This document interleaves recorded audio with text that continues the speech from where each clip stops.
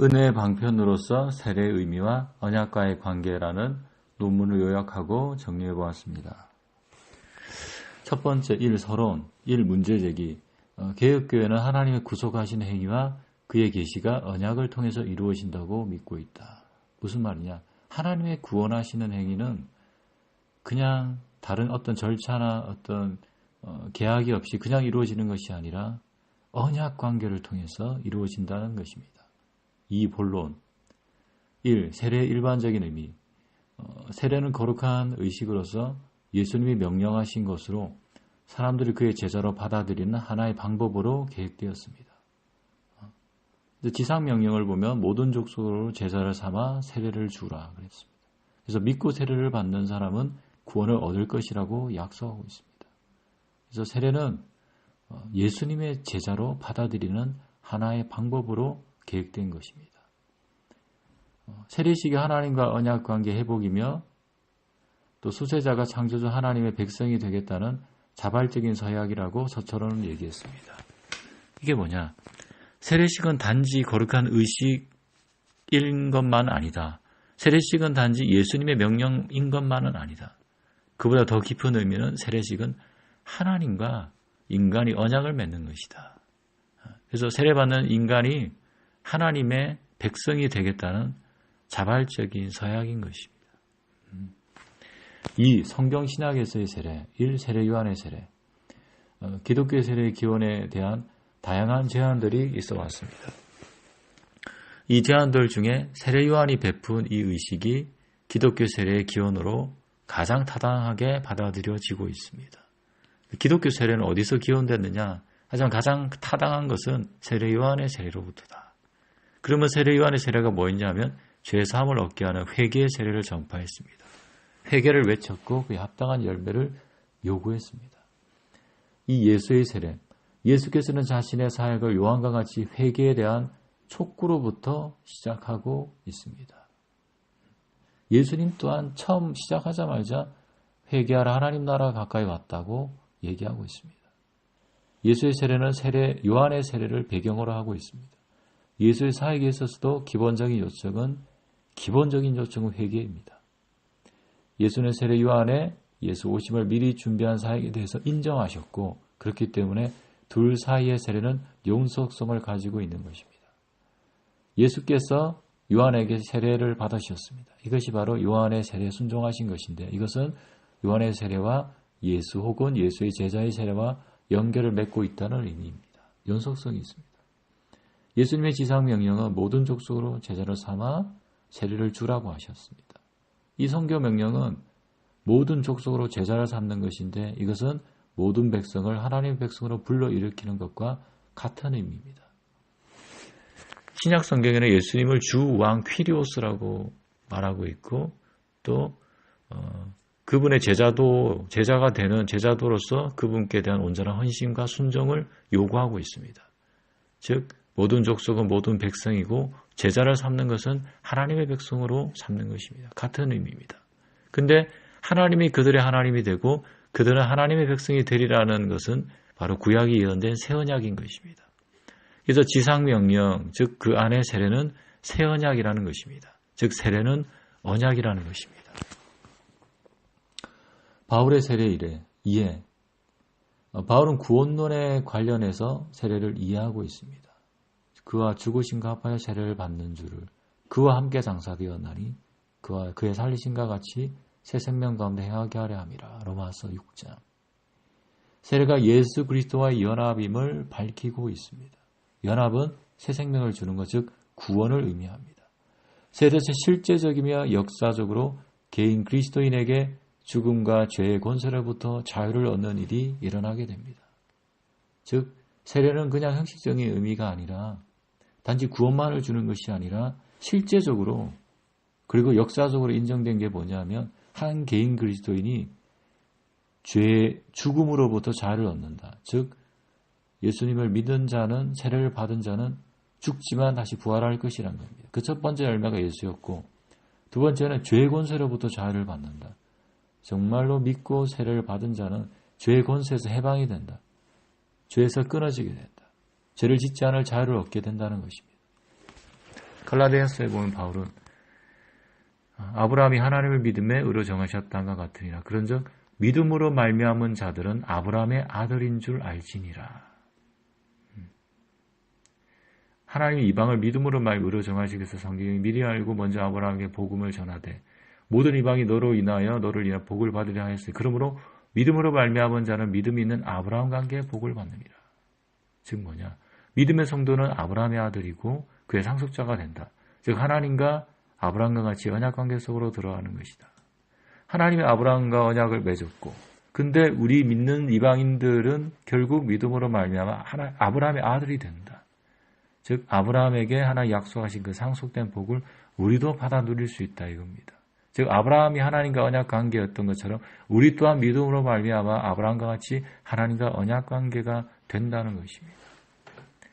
아브라함은 믿음으로 의롭다하심을 얻고 그 표시로 할례를 받았습니다.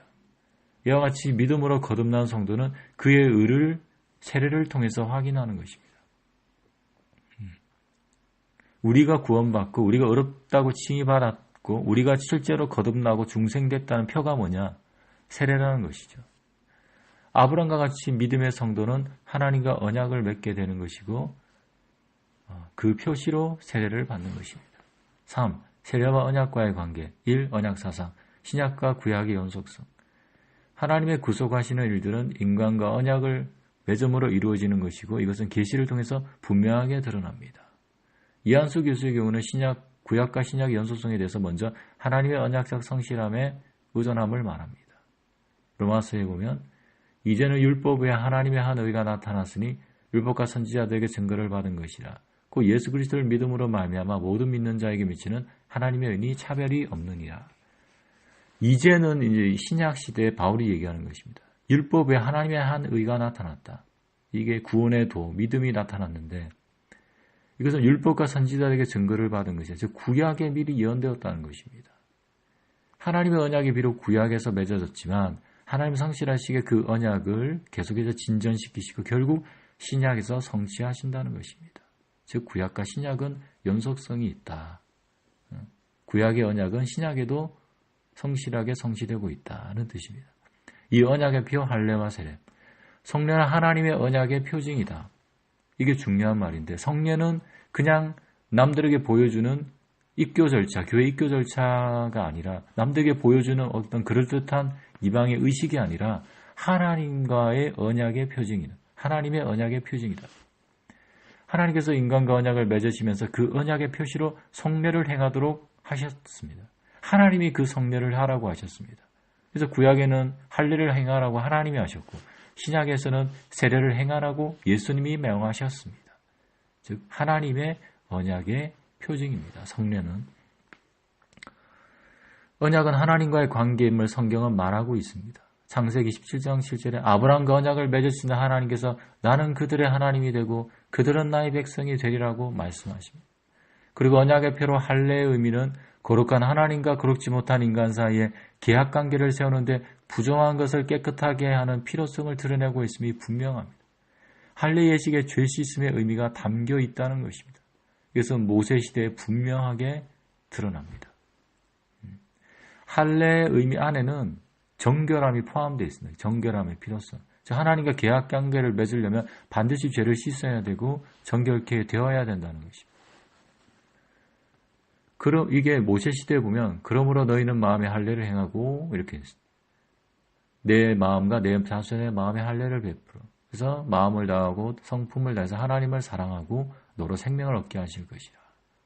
마음의 할례에 대해서 나옵니다.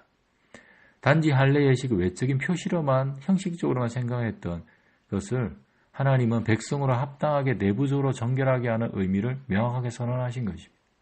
다른 말로는 깨끗하게 하는 외부적인 표시가 하나님을 사랑하고 그에게 철저하게 순종하는 하나님의 백성으로 필요한 내부적인 정화를 상징하는 것으로 모세가 할례 의식 속에 있어왔던 영원 정화의 의미를 단순히 강력하게 적용한 것이라는 말입니다. 이 할례라는 예식을 통하여 죄인인 인간의 열방 앞에서 하나님의 거룩한 백성으로 인정되는 것입니다. 즉 정결한 자가 하나님과 관계를 맺을 수가 있습니다. 하나님과 이스라엘 사이에 옛 언약을 맺었습니다. 그것이 할례였습니다. 그러나 이스라엘은 실패하였고 왜냐하면 마음의 완악한 본성을 제거하지 못했기 때문입니다. 그래서 하나님은 마음의 할례를 거듭에 촉구하셨지만 이스라엘은 계속되고 실패했습니다. 계속된 실패. 그래서 하나님은 은혜를 작정하시는데 새 언약, 즉 마음의 할례를 약속하십니다. 그래서 결국엔 하나님과 이스라엘이 새 언약을 맺는데 이게 뭐냐? 이 이스라엘, 영적 이스라엘입니다. 세례를 받는 것입니다. 그 세례를 받은 믿고 세례를 받는 자에게 회개하고 믿고 세례를 받는 자에게 성령을 주시고 성령으로 말미암아 마음의 할례를 받게 하고 부드러운 마음이 되게 하고 하나님의 법이 마음에 새겨지게 한 것입니다. 그래서 할례와 세례의 공통점을 보면 첫 번째 하나님과 연합과 교제, 이 죄사함을 얻게 하는 정결의 의미, 3. 하나님의 신실하신 언약에 근거한 표이며 표정입니다. 둘 다 하나님의 언약에 근거하여 은혜가 주어지는 것입니다. 3. 은혜 언약으로서의 세례. 세례를 받는다는 것은 언약 관계로 들어간다는 것입니다. 세례가 하나님과 인간 사이 언약이라는 측면에 대해서 볼코프가 잘 설명하고 있습니다. 세례가 하나님과 인간 사이에 체결된 언약이라 할 수 있는 이유. 중요한 의미는 그냥 언약이 아니라 하나님과 인간 사이에 체결된 언약이라고 할 수 있는 이유는 1차적으로 세례는 하나님의 은혜 행위를 대표합니다. 예수님께서 명령하셨기 때문에. 그러나 신앙을 고백하는 그리스도인은 자원하여 세례를 받기 때문에 강제로 받는 것이 아니라 자원해서 받기 때문에 동시에 인간의 행위도 됩니다. 세례는 하나님이 주시는 선물인 동시에 인간의 편에서는 그 은혜의 선물을 받아들이는 것을 의미합니다. 이로 보아 세례는 인간이 언약에 수반된 의무를 수납하는 것을 나타냅니다. 언약을 맺는 것이 아니라 언약에 수반되는 의무를 지켜야 될 책임이 있다는 것입니다. 그래서 세례는 단순히 하나님의 제공만을 뜻하는 것이 아니라 하나님이 베풀어 주시고 인간이 받아들이는 것을 동시에 의미하는 것으로서 체결된 언약이라고 할 수 있습니다. 즉 언약이 있으려면 당사자가 두 편이 있어야 됩니다. 여기서 하나님과 인간이 있고 그리고 자발적이어야 됩니다. 또 문제는 서로 사이에 의무가 있어야 됩니다. 언약을 체결한 하나님은 우리를 구원하시고 은혜를 주시고 또 성령을 주시고 이끌어 주실 의무가 있고 우리 인간은 하나님의 뜻에 순종하고 하나님을 사랑할 의무가 있다는 것입니다. 그래서 체결된 언약이라고 할 수 있다는 것입니다. 즉 세례는 하나님과 인간 사이 언약을 맺는 것으로 하나님은 우리의 하나님이 되시고 우리는 그분의 백성이 된다는 것을 가시적으로 드러내는 것입니다. 결론. 세례는 기계적 마술적으로 은혜가 임하는 수단이 아니라 하나님의 신실하신 언약에 근거하여 있습니다. 언약 관계는 하나님은 우리의 하나님이 되고 우리는 그분의 백성이 되는 것입니다. 이제 하나님의 백성이 된 자들은 여기에 합당한 삶이 요구됩니다. 구약에는 율법을 주심으로 그에 합당하게 살게 하셨고 신약에 와서는 생명의 성령의 법이 우리를 주관함으로 예수 그리스도의 가르치심을 따라 사랑의 법에 순종해야 할 것입니다. 세례를 통하여 하나님의 백성으로 인정된 자라면 그는 이 세례를 향상시켜야 될 의무를 지닙니다. 세례를 향상시킨다는 것은 세례식 때 했던 그 엄숙한 서약과 그 서원에 대해서 다시 한번 반복하고 다시 새롭게 하고 유지시켜야 될 의무가 있다는 뜻입니다. 교회는 이를 지속적으로 가르치고 교육해야 될 의무가 있습니다.